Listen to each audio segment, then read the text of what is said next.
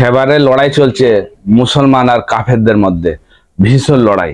এটি রিওয়ায়াত করেছেন হযরত আবু হুরায়রা রাদিয়াল্লাহু আনহু। তো 10 থেকে 14 দিন হয়ে গেছে, তো মুসলমানরা জয় করতে পারছেন না। তখন রাসূল সাল্লাল্লাহু আলাইহি সাল্লাম বলছেন, কালকে আমি এমন একজনের হাতে ঝান্ডা দেব যে ও আল্লাহ আর আল্লাহর রসুলকে ভালোবাসে।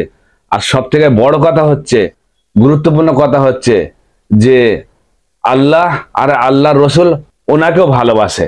তো তখন সব সাহাবা শুনে সারা তাদের ঘুম হয়নি। হযরত ওমর, হযরত আবু বকর সবাই এই দোয়া করছে, আল্লাহ ওই ঝান্ডা যেন আমাদেরকে, আমরা যেন পাই। তখন সকাল হলো, সেই রাসূল সাল্লাল্লাহু আলাইহি ওয়াসাল্লাম বলছেন, আলী কোথায়? আলী। তখন আলীকে ডাকা হলো।